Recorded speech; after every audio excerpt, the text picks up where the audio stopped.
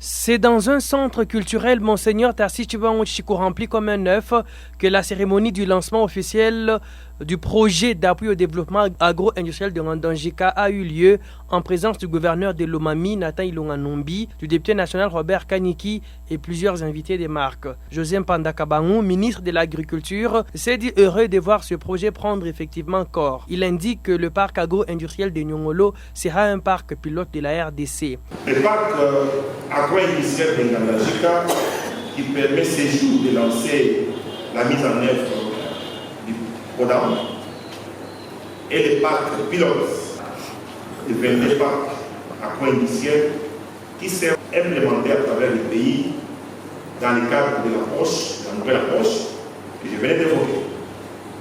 Dans cette optique, le gouvernement congolais a signé avec la Banque africaine de développement au travers des fonds africains de développement pour contribuer au financement du programme d'appui au développement agro-industriel de Ngandonjika. Bien avant, le député national Robert Kaniki a invité les responsables du PRODAN à réserver une importante place aux filles et fils dans le recrutement du personnel, mais en tenant compte de leurs compétences. Je demande aux membres de cette coordination qui entrent aujourd'hui dans l'histoire de Ngandonjika de donner le meilleur d'eux-mêmes afin d'atteindre les objectifs assignés à ce programme qui a mis du temps pour son lancement et qui n'attendait que. Je les exhorte à recruter la main-d'œuvre locale en tenant compte des aptitudes, des capacités et des compétences.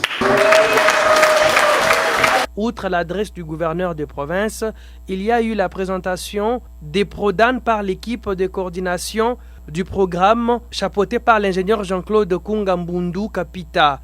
José Mpanda Kabangou a procédé ensuite à la coupure du ruban symbolique du bureau de PRODAN et à la pose de la première pierre pour la construction du bâtiment administratif de ce projet. L'occasion pour Nathan Ilunga Nombi d'inviter les habitants de Ngandonjika de s'approprier ce projet. Il faut déjà commencer par dire merci au chef de l'État qui est le géniteur de ce projet. Comme vous le savez, dans sa vision de faire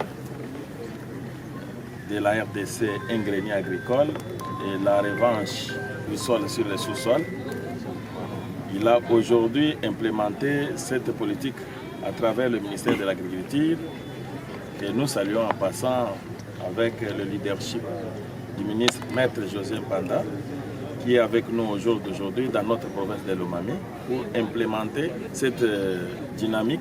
Tout ce qu'on peut demander à la population de Ngandonjika, c'est l'appropriation. C'est que vous devez vous approprier. Vous ne devez pas être distrait. Ce qui est là vous appartient et nous ne devons pas être distraits. Nous ne devons pas nous constituer, nous comporter en destructeurs, mais plutôt en constructeurs, en apportant notre contribution à l'émergence de ce secteur. Je crois que ce sera bon. Avec un coût total attendu de 400 millions de dollars, le projet d'appui au développement agro-industriel de Ngandonjika a notamment pour objectif réduire le chômage et améliorer la production agricole.